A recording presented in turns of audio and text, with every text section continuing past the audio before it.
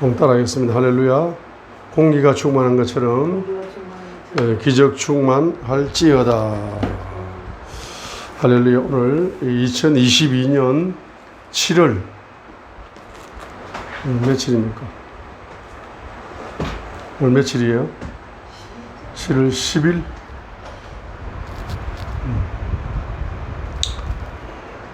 자, 우리 주님 말씀은 마태복음 13장 19절, 마태복음 13장 19절.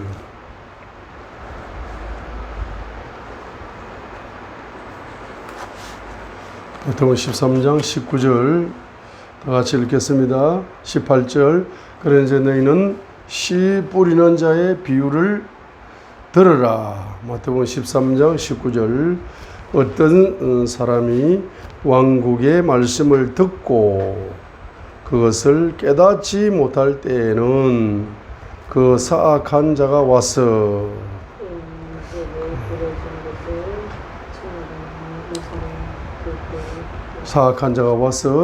그의 마음속에 부러진 것을 채어가나니 이 사람은 곧 길가에 씨를 받은 자니라 했습니다.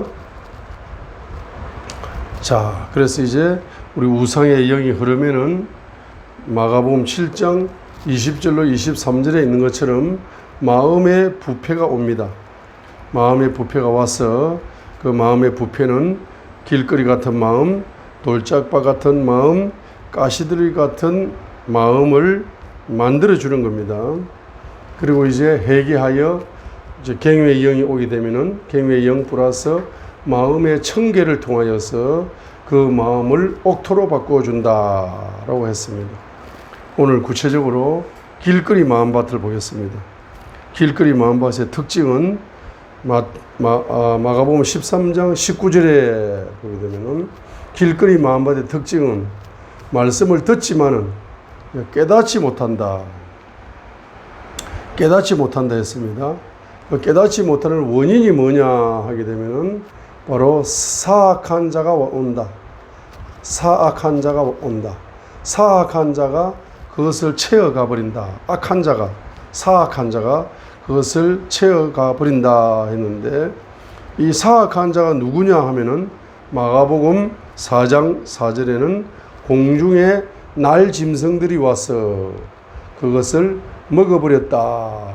채워갈 때 공중에 날 짐승들이 마가복음 4장 4절에 옵니다. 그 다음에 누가복음 8장 12절에는 마귀가 와서 그들의 마음에서 말씀을 빼앗아 감으로 믿지 못하고 구원받지 못하는 자들이니라. 이렇게 말씀을 하고 있습니다. 그래서 공중에 날 짐승들이 온다 이 말입니다. 자, 길거리 같은 마음밭을 가지게 되면은 바로 공중의 날 짐승들이 그 말씀을 채워가 버리기 때문에 말씀을 빼앗겨 버립니다. 말씀을 깨닫지 못하게 되는 것입니다. 그래서 창세기 우리 13장, 창세기 15장에 보시게 되면은 창세기 15장 여기에 11절에 보시게 되면은 아브라함이 등장하는데, 그 아브라함이 공중의 날 짐승들을 막 쫓아냅니다. 예배를 드리고 제사를 드리는 데 있어서 그 제물을 훔쳐가려고 날 짐승이 날라왔어요. 그때 창세기 15장 11절을 읽겠습니다. 날 짐승들이 그 사체들 위에 내려올 때에 아브라함이 그것들을 쫓아내었더라 했습니다. 자, 날 짐승들이 그 사체들 위에 내려올 때에 아브라함이 그 날 짐승들을 막 쫓아낸 거라. 그래, 쫓아내는데 성공을 했습니다. 이렇게 쫓아내는데 성공을 하고 나니까 12절에 해가 질 때에 아브라함에게 깊은 잠이 임하였고 보라 큰 어두움의 두려움이 그에게 임하였더라. 이 날 짐승들을 막 쫓아내고 나니까 해가 질 때에 아브라함이 깊은 잠이 빠져버렸어요. 깊은 잠 속에서 13절에 그분께서 아브라함에게 말씀하십니다. 14절부터 보면은 바로 앞으로 400년 이상 후에 네 후손들이 출애굽하게 될 때에 큰 재물을 가지고 나오게 될 것이고, 16절에 그들은 4대 만에 여기로 다시 가나안 땅에 와가지고 아모리 족속의 불법이 충만할 시간이 4대가 지나야 됩니다. 아모리 족속, 가나안 족속의 불법이 충만하게 되었을 때에 바로 뭡니까? 바로 18절, 19절, 20절, 21절에 있는 것처럼 가나안 족속을 바로 정복하는 여호수아 시대가 열릴 것이다 하고 예언이 열렸다는 겁니다. 자, 여기 창세기 15장 11절을 다시 보세요. 날짐승들이 그 사체들 위에 내려올 때에 아브라함이 그것들을 쫓아내었어요. 날짐승들을 쫓아내어버리고 나니까 바로 12절에 아브라함이 깊은 잠에 빠졌습니다. 깊은 잠 속에서 주님께서는 아브라함에게 뭘 주시느냐? 미래적인 예언을 열어주시는 것. 예언을 열어주시는 겁니다. 우리 창세기 2장을 보세요. 창세기 2장에도 아담이 각 생물의 이름을 짓고 있었는데 짝이 다 있는 거라. 창세기 2장 19절에 주 하나님께서 땅으로부터 들의 모든 짐승과 공중의 모든 날짐승들을 지으시고 아담이 그것들을 무엇이라 부르는지 보시려고 그것들을 그에게로 데려오시니 아담이 모든 살아있는 창조물을 무엇이라 부르는지 그것이 그것의 이름이 되었더라. 자, 아담이 모든 가축과 공중의 날짐승과 들의 모든 짐승에게 이름을 줄 때에 그 짐승은 다 짝이 있는 거라. 그 나에게는 왜 짝이 없지라고 아담이 생각을 한 거예요. 그러나 아담을 위해서는 그를 위해 합당한 조력자를 찾지 못하였더라. 21절에 주 하나님께서 어떻게 합니까? 아담을 깊은 잠에 빠지게 하시니 그가 잠들며 그분께서 그의 갈비뼈 중에 하나를 취하시고 그것 대신 살로 채우시며 주 하나님께서 남자에게로 취한 그 갈비뼈로 여자를 만드시고 그녀를 남자에게로 데려오시니 아담이 이르되 이는 이제 내 뼈 중에 뼈요 살 중에 살이라 그녀를 남자에게서 취하였으나 여자라 부르리라 하니라 했습니다. 이 21절에 이제 아담이 19절 사역을 했습니다. 각 생물의 이름을 짓는 사역을 하고 있는데 자기는 짝이 없다는 사실을 생각을 했습니다. 그때 하나님께서 아담을 깊은 잠에 재우시고 나서 어떻게 합니까? 갈빗대로 살을 채워가지고 작품을 만들었는데 그 이름을 여자라고 아담이 지금 이름을 지어주는 겁니다. 그래서 이 아담에게 깊은 잠에 빠뜨린 목적은 뭡니까? 이름 짓는 사역에 연합 사역을 해주기 위해서 깊은 잠에 빠진 겁니다. 빠지게 한 겁니다. 마찬가지로 창세기 15장 11절을 보세요. 아브라함이 예배를 드릴 때 그 재물을 훔치려고 오는 날 짐승을 쫓아내는 거라. 날 짐승들을 믿음으로 추방하는 거야. 11절. 창세기 15장 11절. 이렇게 믿음으로 추방하게 될 때에 바로 12절에 아브라함에게 깊은 잠을 재워가지고 앞으로 미래에 일어날 예언들을 후손들의 예언을 하게 만드신다 이 말입니다. 그래서 시편 127편 2절에 있는 것처럼 주님께서 그 사랑하시는 자에게는 잠을 주신다. 시편 127편 2절에 있는 것처럼 주님께서는 사랑하시는 자에게 잠을 주신다라고 했습니다. 잠언 3장 24절에도 내가 누울 때에 무서워 아니하리니 참으로 내가 누운 적 내 잠이 달리로다. 잠이 달콤한 잠을 자게 될 것이다 라고 했습니다. 이렇게 말씀했는데 오늘 이것은 긍정적으로 하나님이 깊은 잠을 주시는 겁니다. 깊은 잠을 주시는 겁니다. 자, 그런데 이 창세기 15장 이제 11절에 아브라함이 이제 사체들 위에 날짐승이 날아올 때 그것을 쫓아내었기 때문에 아브라함에게 깊은 잠을 주시고 사랑하는 자에게 이렇게 잠을 주는 겁니다. 근데 만약에 쫓아내지 못하면은 어떤 잠이 오느냐? 부정적인 잠이 오는 거라. 쫓아내지 못하면은 마귀가 역사하는 잠이 오는 거라. 그래서 잠언 20장 13절이나 잠언 20장 13절에는 잠자기를 좋아하지 말라. 내가 빈궁하게 될까 두려우니라. 잠언 20장 13절. 그 다음에 잠언 23장 21절에 보면은 술 취하고 탐식하는 자는 가난해질 것이고 잠자기를 절기하는 자는 헤어진 옷을 입을 것이니라 했습니다. 자, 그래서 이제 마음이 길거리 같은 마음을 가진 사람의 특징은 뭐냐 하면은 육신이 술 취하는 걸 좋아한다 말이에요. 육신이 술 취하는 걸 좋아한다. 잠언 20장 13절이나 잠언 23장 21절을 볼 때에 길거리 같은 마음을 가진 사람은 육신이 술 취하는 걸 좋아한다 말입니다. 마음은 탐식하는 걸 좋아한다 말입니다. 영은 잠자기를 좋아한다 말입니다. 이렇게 하게 되면 삼중 빈곤의 악순환이 온다는 겁니다.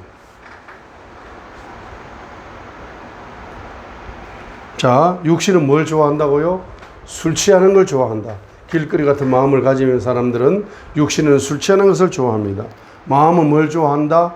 탐식하는 걸 좋아합니다. 영은 뭘 좋아한다? 잠자기를 좋아합니다.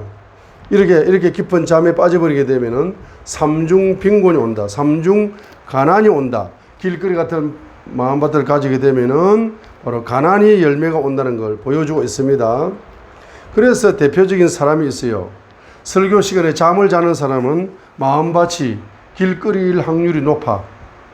물론 육신적으로 뭐 일을 열심히 해서 피곤해가지고 뭐 조는 그런 예외를 있을 수가 있지만은 일상적인 생활 속에서 예배만 드리면 잠을 자는 사람이 있어요. 이 사람은 길거리 같은 마음밭이기 때문에 날짐승이 날라와가지고 벌써 말씀을 다 빼앗아가니까 예배 드리고 났는데 무슨 말씀을 들었지? 행식적으로 예배 드리고 그냥 집에 가는 거라. 은혜 받은 거 없어요. 말씀이 무슨 말씀 기억도 안 나. 그 대표적인 사람이 사도행전 20장 9절에 나오는 유두고라는 사람입니다. 이 유두고라 하는 어떤 젊은이가 창에 걸터 앉아 있다가 깊은 잠에 빠져버렸어요. 바울의 설교를 듣고 있다가 바울이 오랫동안 말씀을 선포하니까 아이고 너무 지루하다 뭐 이렇게 하면서 그냥 졸리는 거야. 졸리면서 맥을 잃어가지고 삼청다락에서 떨어져가지고 죽어버렸어요. 자, 이런 유두고 같은 이런 사람. 물론 바울이 그를 놓고 중보기도 해가지고 그가 이제 살아나는 기적을 체험했지만은 유두고가 이거 설교 시간, 예배 시간만 되면은 조는 거라. 그래가지고 그분이 장로님이 되었다. 어떻게 됩니까? 장로님 되었으면은 예배 시간을 가지고 간섭을 하는 거라. 아니, 예배 시간에 말이야. 한 30분만 예배 설교 들으면 좋은데 1시간을 예배를 하고 있다. 예배 시간을 빨리 줄여가지고 30분, 25분, 20분 뭐 광고까지 합치니까 15분만 설교해라. 주일 11시 예배에 뭐 광고할 것도 많고 하니까 15분만 설교하라고 자꾸 말입니다. 예? 그래서 주일날 11시 예배 시간이 바로 뭡니까? 30분, 설교 시간 30분 더 길다 그런다고. 자, 이거는 잘못된 겁니다.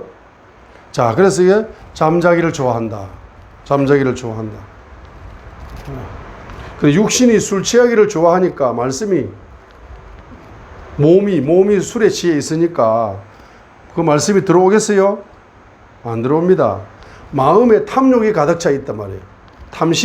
탐식이 가득 차 있고 탐욕이 가득 차 있으면은 말씀이 들어옵니까? 안 들어온단 말입니다. 영이 잠을 자고 있어요. 말씀이 들어옵니까? 말씀이 들어올 수가 없습니다. 말씀이 내 마음밭에 뿌리를 내릴 수가 없는 겁니다. 이러한 길거리 같은 이제 마음밭을 가지고 있는 사람, 길거리 같은 마음밭을 가지고 있는 사람, 그 가지고 있는 사람이 어디에 있느냐 하면은 에베소 교회. 가지고 있는 교회가 한 4개 정도 교회가 길거리 같은 마음밭을 가지고 있는 교회입니다. 그래서 에베소서 2장 4절을 보세요. 에베소 교회는 에베소서 2장 4절입니다. 바로 첫사랑을 버려버렸다. 첫사랑을 잃어버리면은 길거리 같은 마음밭이 되는 거라. 마귀한테 말씀을 다 빼앗기고 살아요. 예배의 형식적인 예배밖에 안 됩니다. 자, 그래서 계시록 2장 4절에 나오는 에베소 교회.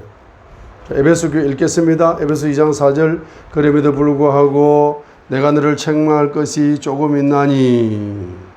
계시록 2장 4절 이는 내가 너의 처음 사랑을 버렸기 때문이라.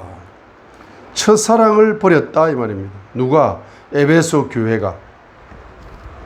에베소 교회가 첫사랑을 버렸습니다.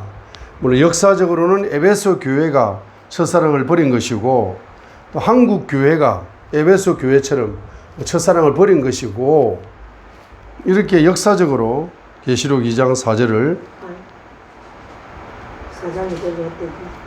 계시록 2장 4절 계시록 2장 4절 읽습니다.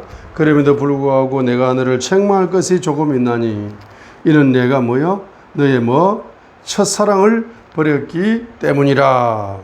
첫사랑을 버린 교회가 에베소 교회거든 역사적으로는. 그러나 우리 한국 교회도 저 유럽 교회도 첫사랑을 버렸기 때문에 길거리 같은 마음밭을 가지니까 아무리 설교를 하고 예배를 드려도 사람들이 변화되지 않고 성장되지 않고 교회가 부흥되지 않고 교회가 문을 닫는 거라. 그래 에베소 교회, 그것이 유럽 교회, 역사적으로는 에베소 교회. 유럽 교회도 그래서 다 문을 닫는 거라. 한국 교회도 역시 에베소 교회처럼 첫사랑을 버려버리게 되면 어떻게 됩니까? 바로 길거리 같은 마음을 가지고 있는 성도들에게 아무리 말씀을 전하고 은혜로운 설교를 한다 할지라도 그것이 열매를 맺지 못하기 때문에 결론적으로는 어떻게 됩니까? 결론적으로는 어떤 교회가 된다? 죽은 교회가 되는 거라. 계시록 3장 1절 4대의 교회가 된다 말이야. 이게 길거리 같은 마음밭이라 4대 교회 적어 놓습니다. 두 번째 교회는 무슨 교회다? 죽은 교회다. 4대 교회다 이 말이에요. 계시록 3장 1절 읽습니다. 4대에 있는 교회의 천사에게 쓰라. 하나님의 7영과 7배를 가진 이가 이것을 말하노라. 내가 내 행위를 아노니 내가 살아있다는 이름은 가지고 있으나 죽었도다 했습니다. 이 4대 교회는 교회라는 이름을 가지고 있지만 4대 교회라는 이름을 가지고 있지만은 바로 죽었다. 죽은 교회다. 죽은 교회. 길거리 같은 마음밭을 가지고 있으니까 하나님의 생명의 말씀을 흡수하는 능력이 100% 결여되어 버리니까 죽은 교회가 되는 겁니다. 그죠? 세 번째 교회가 어디에 있습니까? 버가모 교회다. 버가모 교회. 버가모 교회. 계시록 2장 14절로 15절을 읽어봅니다. 버가모 교회의 특징이 뭡니까? 바로 발락의 교리를 따라가는 거예요. 우상의 교리를 따라가는 거예요. 그리고 발락같이 바로 말로는 주의 종이라 하면서 우상을 섬겨버린다. 돈을 우상으로 섬겨버린다. 자, 계시록 2장 14, 15 읽어보면 버가모 교회 그러나 내가 너를 책망할 것이 몇 가지 있나니 첫 번째 책망이 뭡니까? 발람의 교리를 붙잡는다. 발람의 교리를 붙잡는다. 그럼 두 번째 뭡니까? 발락을 가르쳐 이스라엘 자손 앞에 걸림돌을 놓게 하고 이 거짓 선지자입니다. 거짓 목사야. 그죠? 우상들에게 희생물로 바친 것들을 먹게 하며 또 음행하게 하였느니라. 이 성도들을 전부 다 영적인 타락을 치료해 주지는 못할 망정 영적인 타락에 뿌리를 내리는데도 수수방관하는 겁니다. 자기 책무를 감당하지 않는 거죠. 발락 같은 선지자가 세상 우상과 타협하는 교회죠. 세상과 타협하는 교회죠. 그 교회가 버가모 교회다 이 말. 세 번째 교회가 있는데 그러면 이 버가모 교회를 보고 손가락질할 것이 아니라 이 버가모 교회가 누구라는 이야기입니까? 여러분의 영혼이 그렇다는 이야기라. 내 자신의 영혼이 발람의 교리와 발락의 이 거짓 선지자와 같은 그죠? 이와 같은 영적인 특징들이 내 속에 숨어 있는 것을 발견을 해야겠네요. 자꾸 교회를 욕할 것이 아니라 교회가 내가 교회인데 누굴 욕하냐고. 자, 할렐루야. 계시록 2장 20절로 21절 계시록 2장 20절로 21절. 그럼에도 불구하고 내가 너를 책망할 것까지 있으니 이는 내가 이세벨이라는 그 여자를 용납하기 때문이다.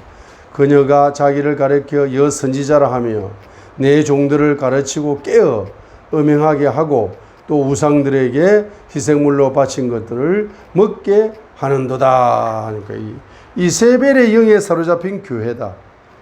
두아디라 교회는 이세벨의 영에 사로잡히다 보니까 그 성도들의 마음이 길거리 같은 마음밭이 될 수밖에 없다 이 말입니다. 그 두아디라 교회가 바로 저와 여러분입니다. 그죠?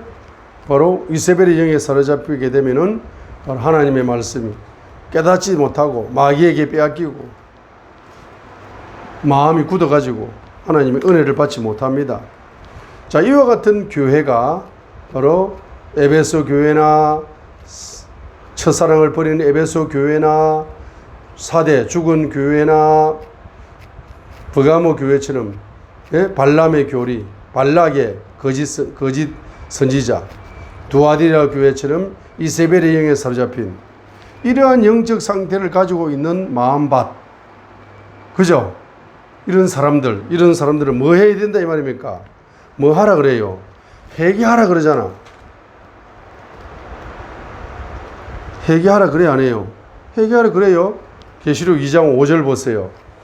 에베소 교회 첫사랑을 버렸으니까 2장 5절 회개하라 그러잖아. 그러므로 내가 어디로부터 떨어졌는지 기억하고 회개하며 처음 행위를 첫사랑을 가져라 이렇게 하는 거야. 처음 행위인데 첫사랑은 반드시 뭐로 나타난다? 행위로 나타난다는 거죠. 그 온전한 회개가 들어지게 되면은 첫사랑을 회개하면은 첫사랑이 회복되면은 그것이 행동으로 나타난다는 거죠. 그죠? 그 다음에 사대 교회도 뭐 하라는 겁니까? 사대 교회도 뭐 하라는 겁니까? 바로 사대 교회도 회개해야 될 겁니다. 3절, 계시록 3장 3절. 그러므로 내가 어떻게 받았고 들었는지 기억하고 굳게 붙잡아 뭐 회개하라. 계시록 3장 3절 사대 교회의 3장 3절에 회개하라라고 합니다. 버가모 교회 2장 16절 보세요. 버가모 교회 2장 16절 회개하라 명령하는 겁니다. 명령 리펜터 회개하라. 계시록 2장 20절 두아디라 교회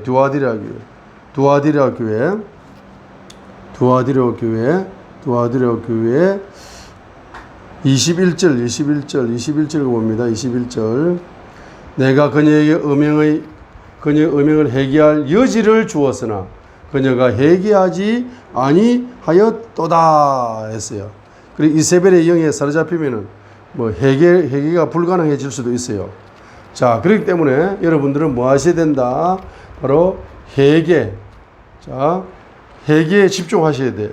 내가 말씀의 열매를 맺지 못하시는 분, 신앙생활 10년, 20년, 30년, 40년 했는데도 그 한마디 말씀을 레마로 받아가지고 뿌리를 내려서 꽃을 피우고 열매를 맺지 못하고 있는 사람들은 내가 혹시 이 네 종류의 교회처럼 이런 영적으로 자, 이러한 어둠에 사로잡혀 있지 않은가. 자기를 돌아봐야 돼. 우리 자신이 교회이기 때문에 이 교회를 돌아봐야 돼. 교회를 돌아보고 뭐 하시라? 회개할 거리가 있으면은 회개하시어서 다시 한번 십자가의 피의 복음 속으로 여러분들은 뭐 하셔야 됩니까? 들어오셔야만이 여러분들 말씀의 열매를 맺을 가능성이 열린다는 겁니다. 자, 그래서 뭐 하지 못한다? 깨닫지 못하는 사람. 깨닫지 못하는 사람은 길거리 같은 마음밭을 가지고 있어요. 깨닫지 못하는 사람은 마귀가 채워간다니까. 말씀을 들을 때 막 채워가 버려. 빼앗아 가버려. 자, 두 번째입니다. 두 번째는 바로 마태복음 13장 20절로 21절에 있는 돌짝밭 같은 마음이다 이 말입니다. 돌짝밭 같은 마음이다. 바로 마태복음 13장 20절로 21절에 돌짝밭 같은 마음의 특징이 뭡니까? 마태복음 13장 20절부터 보겠습니다. 그러나 돌밭 속에 씨를 받은 자, 곧 그 자는 말씀을 듣고 즉시 기쁨으로 그것을 받아들이나 속에 뿌리가 없어 잠시만 견디는 자니 말씀을 인하여 환난이나 핍박이 일어난 때에 그가 곧 실족하느니라. 자, 말씀을 즉시 기쁨으로 받아요. 그죠? 그런데 뿌리가 없어가지고 견딥니다. 환난이나 핍박을 견딥니다. 그런데 이제 결론은 실족해버려요. 열매를 맺지 못한다 해가지고. 마가복음 4장 6절에 5절에도 5절 6절에 마가복음 4장 5절로 6절에 뭡니까? 흙이 많지 않은 돌밭에 떨어지며 흙이 깊지 아니하므로 즉시 싹을 내나 해가 돋은 후에 뿌리가 없으므로 시들어 버렸다라고 했습니다. 누가복음 8장 13절에는 보세요. 바위 위에 있는 것들은 바위라고 표현했어요. 바위. 아까 마가복음 4장 5절에는 돌밭이라고 표현했죠.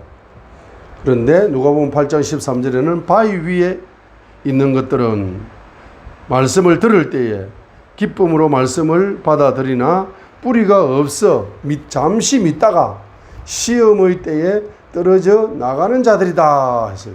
그러면 돌자밭 같은 마음의 특징이 뭡니까? 돌밭이다. 바위다. 자기 속에 바위가 있는 거야. 자기 속이 돌밭이야. 자기 속이 바위가 있는 겁니다. 말씀을 들을 때는 기뻐. 할렐루야, 너무 기쁘고 좋아.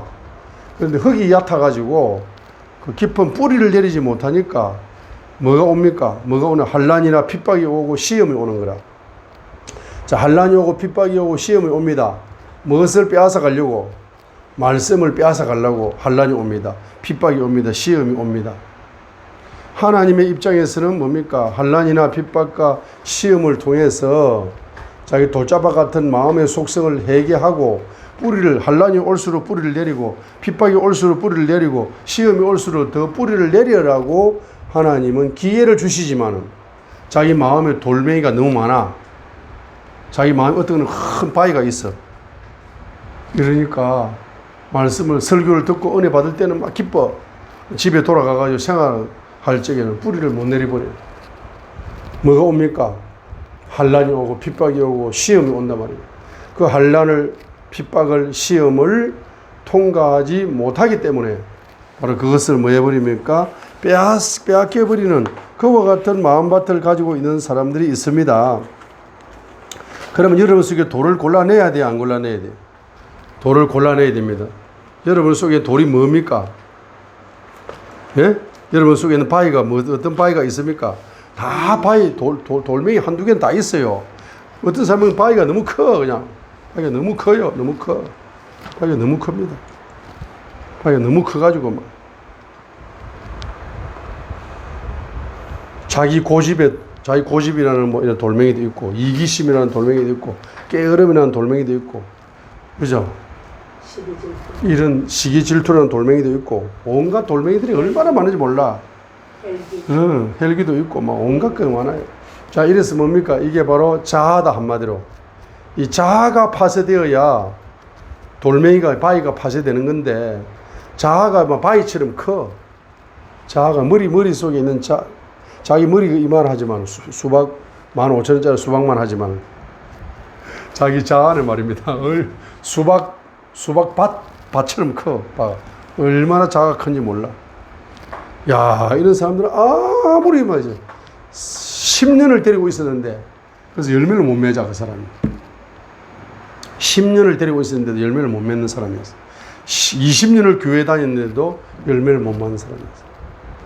이 돌멩이가 너무 많아가지고, 큰 바위가 너무 많아가지고. 그래서 계시록 2장 9절로 10절에 있는 이 서머나 교회,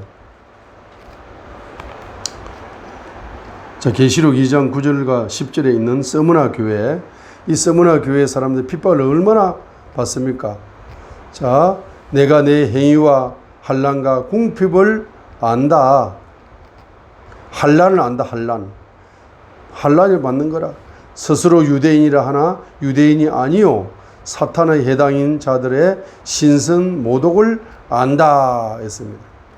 그리고 이 유대인들이 말입니다. 이 사탄의 해당을 만들어 놓고 막 신성 모독을 하는 거야. 얼마나 자아가 종교적인 종교의 영이 얼마나 셌던지. 자, 이 스무나 교회 성도들을 보세요. 종교의 영이 너무 심한 거라. 2장 9절 내가 내 행위와 환난과 궁핍을 알며 또 스스로 유대인이라 하나 유대인이 아니요. 유대인이라면 그럴 수가 없지. 자기들이 사탄의 해당을 만들어 놓고 그 해당이 사탄의 집합소야. 신성 모독을 밥 먹듯이 한단 말이야. 내가 장차 당할 그것들 중에 어떤 것도 두려워하지 말라. 보라 마귀가 너희 중에 몇 사람을 감옥에 던져 넣고 너희를 시험하는데 너를 열흘 동안 환난을 당할 것이다. 이런 환난을 당하고 핍박을 당하고 그죠? 자, 이런 종교의 영에 사로잡혀 가지고 있다 보니까 이런 핍박과 환난이 오는 겁니다.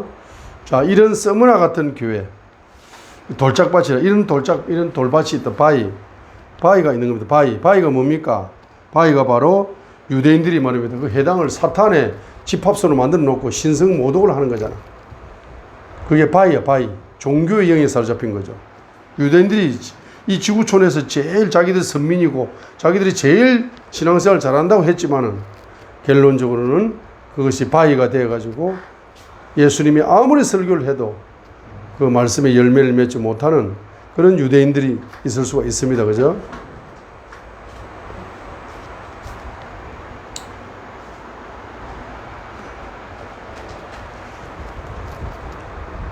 계시록 2장 9절 내가 내 행위와 환난과 궁핍을 알며 또 스스로 유대인이라 하나 유대인이 아니요 사탄의 해당인 자들의 신성 모독을 아노라. 내가 장차 당할 그것들 중에 어떤 것도 두려워하지 말라.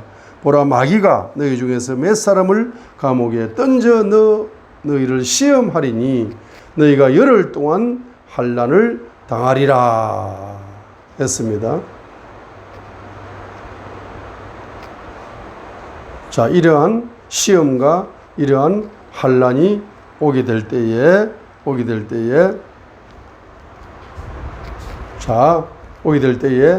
이것을 회개하여서 자, 그래서 돌짝밭처럼 시험과 환난을 통과하지 못하여서 열매를 맺지 못하는 그와 같은 이제 교회가 될 수가 있다.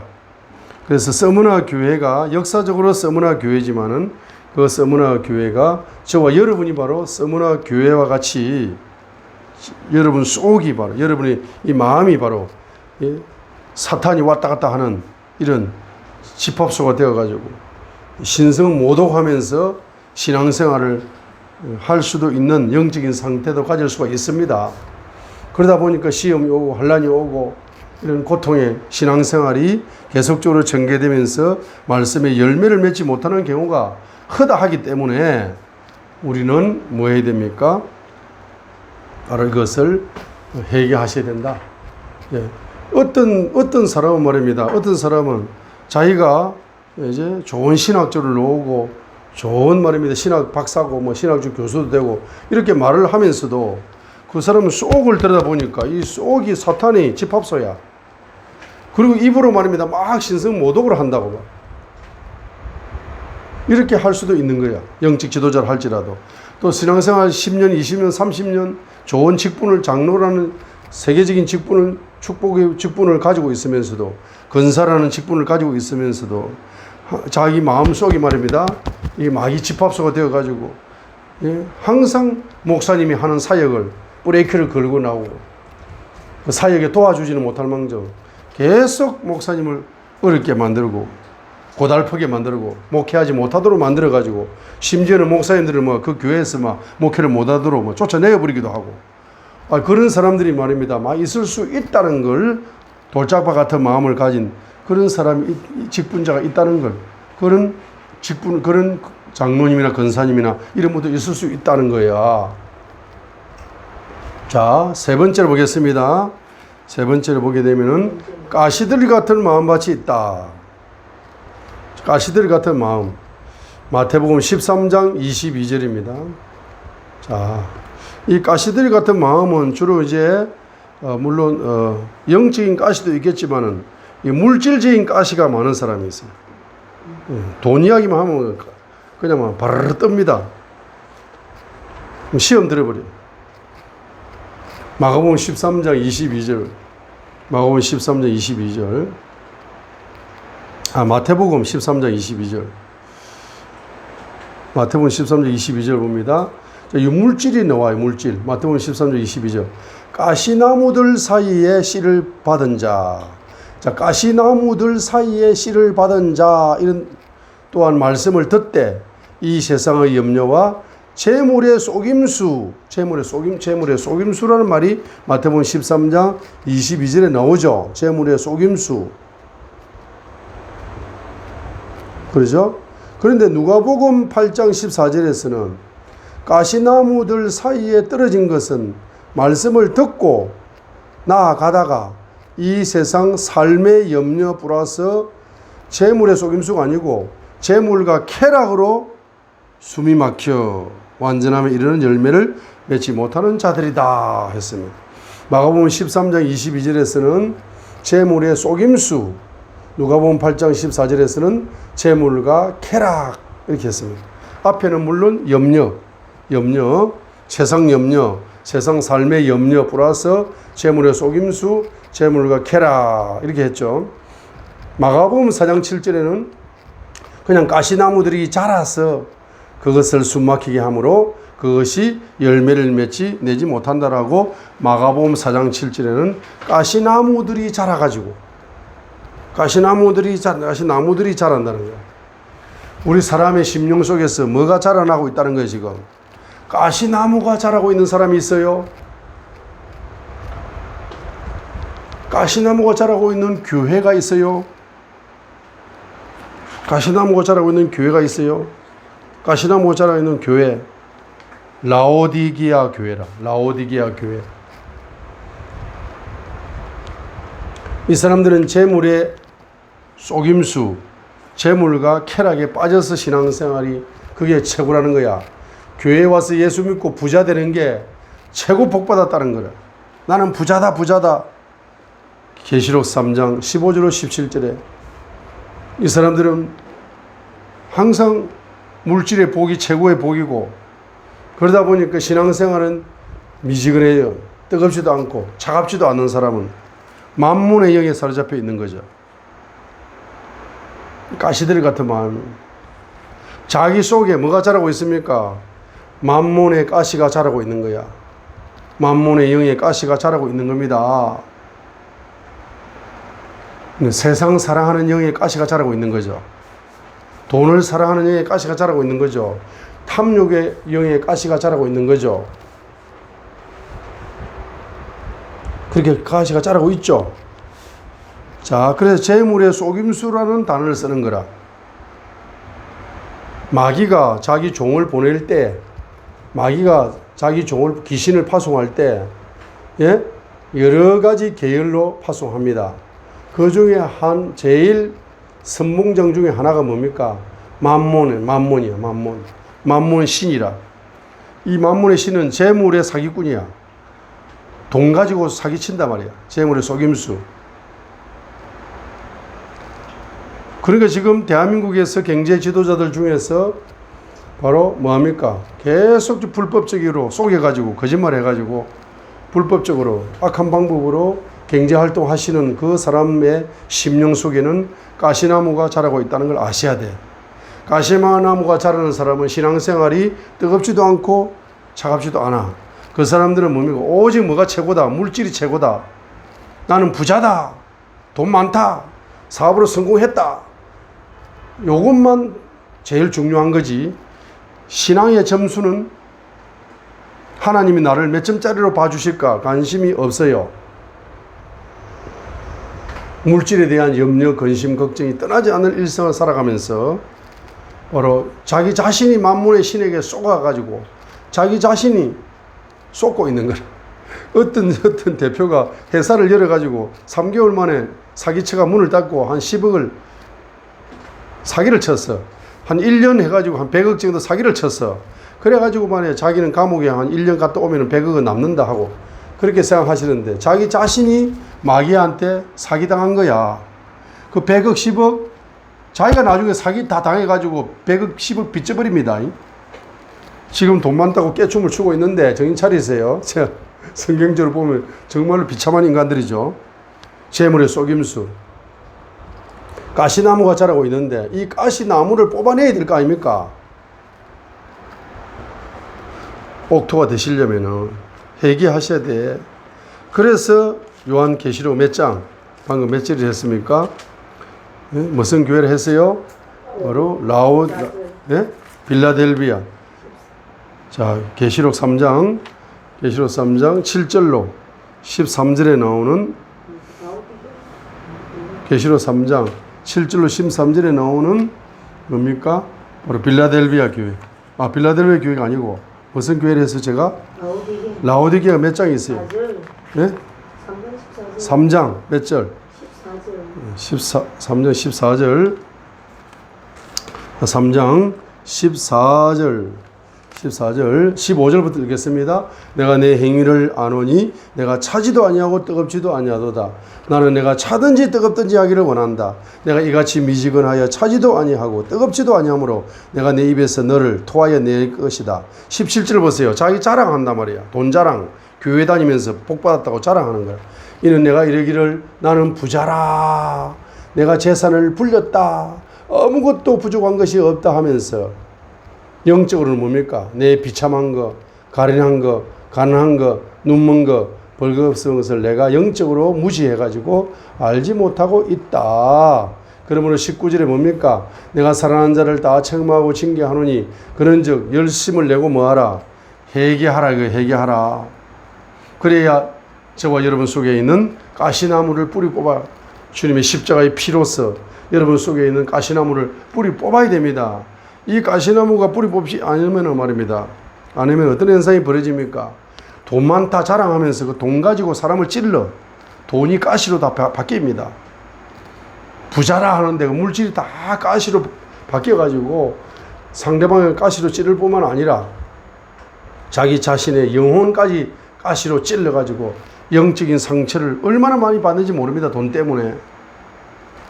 영혼에, 다른 사람들이 영혼에까지 가시를 찔러였는 거야. 돈 가지고.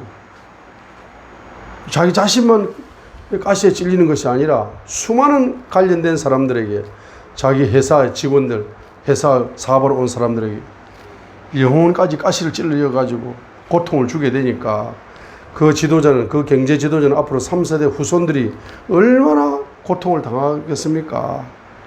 비참합니다. 영적인 원리를 모르기 때문에 경제 사기를 치고 있는 거죠. 자, 그래서 네 번째 마지막 옥토입니다. 마태복음 13장 23절. 옥토. 마태복음 13장 23절 읽겠습니다. 그러나 좋은 땅 속에 씨를 받은 자는, 자, 말씀을 듣고 깨닫는 자니 했습니다. 듣고 일단 깨달아야 됩니다. 열매를 맺어서 100배, 60배, 30배를 내었다 했어요. 그죠? 말씀을 듣고 깨닫는 자다. 그런데 누가복음 8장 15절에서는 말씀을 듣고 이제 깨닫는 마음의 상태가, 첫 번째는 정직한 마음, 두 번째는 선한 마음. 자, 정직한 마음, 선한 마음. 자, 정직한 마음, 선한 마음. 정직한 마음, 정직 플러스 선한 마음 이꼴 뭡니까? 깨끗한 마음 적어 놓으세요. 정직한 마음 플러스 선한 마음 이꼴은 깨끗한 마음, 청결한 마음, 순수한 마음. 자, 깨끗한 마음, 청결한 마음, 순수한 마음. 그 마음 속에 말씀이 깨달아지는 거라. 말씀이 빛의 속도로 깨달아지네. 빛의 속도로. 말씀이 빛의 속도로 깨달아져요. 자기 마음이 더러우면은 말씀이 빨리 깨달아지지 않아. 근데 말씀이 말입니다. 마음이 정직하고, 마음이 선하고, 마음이 깨끗하고, 마음이 청결하고. 그러니까 마가복음 7장 20절로 23절을 회개하라 했잖아. 마가복음 7장 20절로 23절에 있는 그 13가지의 악한 마음을 회개하여 주님의 보혈로 씻어내고 계속 이 마음의 쓰레기통인 걸 씻어내는 겁니다. 그래야 마음이 청결하고 순수하게 되면은 하나님 말씀이 순수한 말씀이기 때문에 순수한 마음에 빨리빨리 당기는 거라. 빨리빨리 깨달아지는 거라. 그걸 깨달아지면 그것을 뭐 한다는 겁니까? 그것을 첫 번째는 간직해라. 간직해라는 겁니다. 아니 설교를 들으면 뭐 하냐고. 들은 걸 자기가 간직을 해서 그걸 기도화 시켜서 그걸 뿌리를 내려가면서 꽃을 피우고 열매를 맺으려고 해야 되는데 백날 설교를 듣고 은혜 받았으면 은혜 받았으면 해놓고 그 다음날 설교 제목도 몰라. 설교 내용도 몰라. 그 설교의 기도 제목도 몰라.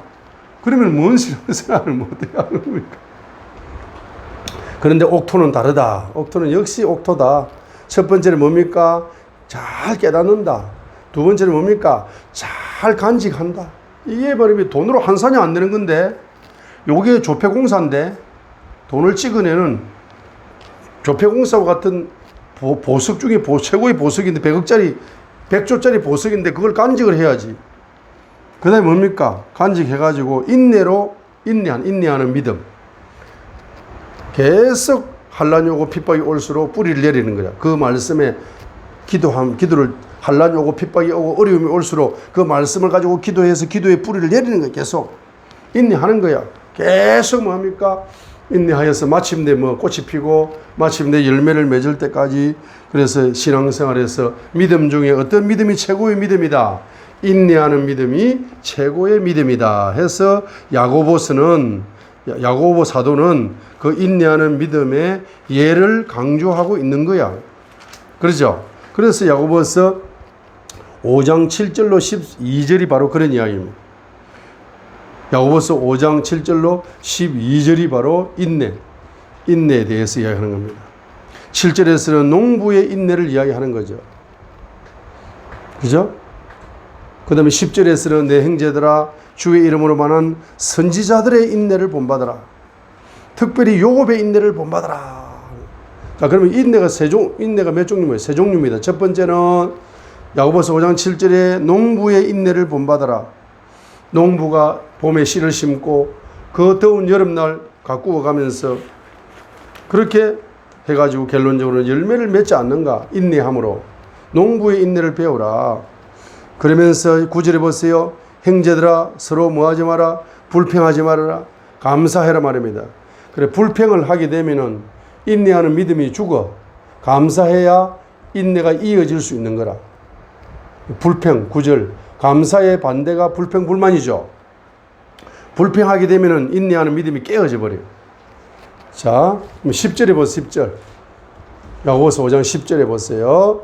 바로 형제들아 주의 이름으로 말한 선지자들을 고난당하는 것과 인내의 본으로 삼아라. 10절에. 그러니까 첫 번째 누구의 인내를 본받아라. 7절 농부를 멘토로 삼아라. 농부를 믿음의 인내에 하는 믿음의 멘토로 삼아라. 두 번째는 뭡니까? 10절 성경에 나오는 모든 선지자, 참 선지자, 그 선지자들을 내 믿음의 인내의 멘토로 삼아라. 멘토로 삼아라. 세 번째 멘토가 11절입니다. 욥을 멘토로 삼아라. 인내하는 믿음의 멘토로 삼아라. 그 다음에 네 번째입니다. 네 번째는 히브리서 11장에 나오는 그 모든 믿음의 인물들의 바로 인내의 믿음의 바로 멘토로 삼아라 이 말입니다. 그래서 이 네 종류의 멘토를 가지고 멘토한테 배워야 되는 거라. 멘토한테 도전을 받아야 되는 거라. 계속 인내해야 되는 거라. 인내하고 인내해야 그 사람이 바로 옥토가 된다는 겁니다. 그래서 이 교회, 빌라델비아 교회의 특징은 뭐냐 하면은 아주 작은 말씀 한마디 말씀을 받았는데 그 말씀을 작다고 생각하지 않고 그 말씀을 금보다 귀하게 여기면서 그 말씀 한마디 가지고 순교하는 거야. 말씀 한마디를 지키려고 순교해버리고 말씀 한마디 지키려고 자기의 모든 걸 다 재산을 다 헌금해버리고 말씀 한마디 지키려고. 그게 빌라델비아 교회입니다. 그죠? 자, 그 빌라델비아 교회의 특징은 뭡니까? 말씀 한마디. 10절. 자, 우리 10절 읽겠습니다. 10절 읽겠습니다. 자, 8절 읽습니다. 내가 내 행위를 아노라. 보라 내 앞에 열린 문을 두었으니 아무도 그것을 닫지 못하리라. 내가 적은 능력을 가지고도 내 말을 지키며 내 이름을 부인하지 아니하였다. 그 핍박의 시대에 주님의 이름을 부인하지 않습니다. 순교하면서까지 적은 능력을 가지고도 하나님 말씀 한마디를 지킨다 이 말이에요. 적은 능력을 가지고도 적은 은사를 가지고도 하나님 말씀 한마디를 지키기 위해서 이름을 부인하지 않고 순교할 정도로 그 사람들이 뭡니까? 바로 그래서 그 말을 뭐라고 합니까? 10절 내가 나의 뭘 지켰다? 인내의 말씀을 지켰은저 나도 너를 지켰어 시험의 시간을 면하게 하리니 그것은 곧 앞으로 온 세상에 임하여 땅에 거하는 자들을 시험하는 그 시간에 네가 뭡니까? 그 시험의 시간을 뭐 할 거야? 네가 통과하는 사람이 될 것이다. 자, 그래서 보세요. 계시록 보세요. 자, 계시록 이제 뒤편에 보게 되면 7인이 나와요. 7인에서 시험합니다. 그걸 통과할 수 있는 사람은 적은 능력을 가지고 말씀 한마디를 생명으로 삼아가지고 그걸 가지고 끝까지 인내하면서 돌파할 수 있는 열쇠가 말씀 한마디를 한마디. 나에게 주신 한마디 말씀, 나에게 주신 예수 이름 한마디. 자, 그 한마디가 생명의 말씀이에요. 레마의 말씀입니다. 7인 재앙을 통과하는 겁니다. 그죠? 또 7인의 재앙을 통과하기도 하고, 또 뭡니까? 7 우레 재앙을 통과하기도 하고, 7 나팔 재앙을 뭐 통과하기도 하고, 7 재앙이 4번 나오죠. 4종류가 나옵니다. 4종류니까 7 곱하기 4니까 28가지 재앙이 열리잖아.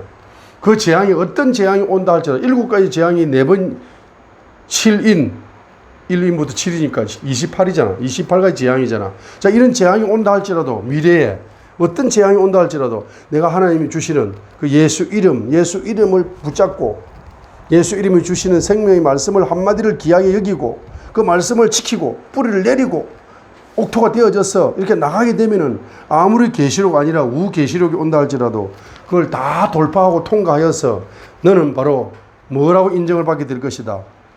바로 뭐라고 인정을 받는다. 이렇게 통과하는 자가 뭐라고 인정을 받는다. 바로 사자같이 승리하는 바로 왕이 될 것이고 소처럼 뭡니까? 헌신하여서 승리하는 왕이 될 것이고 그 다음에 또 뭡니까? 사람처럼 에녹이나 엘리야처럼 죽음을 보지 않고 성천하는 그러한 왕이 될 것이고 독수리처럼 왕처럼 쓰임받는 그러한 날아다니는 신앙생활을 할 수 있는 이러한 왕 같은 바로 제사장이라 너는 왕이요 제사장이라는데 그래 그 사람이 바로 왕이 되는 거라. 왕 같은 왕클럽 킹클럽에 예수님의 킹클럽에 네가 회원이 될 거다 이 말이야. 자, 그러니까 우리가 오늘 배운 말씀이 한마디라도 길거리 돌짝밭까지 들기 옥토 이 설교 한마디라도 우리가 이것을 내 것으로 만들어서 이것을 가지고 여러분들이 어떤 재앙이 오고 어떤 시험이 오고 환난이 오고 고난이 오고 어려움이 온다 할지라도 그 말씀에 뿌리를 내리면서 더 깊이 뿌리를 내리면서 영적으로 돌파할 수 있는 바로 왕의 건세, 왕권의 건세가 온단 말입니다. 돌파해 나갈 수 있는 힘이 온다는 것입니다. 할렐루야. 자, 할렐루야.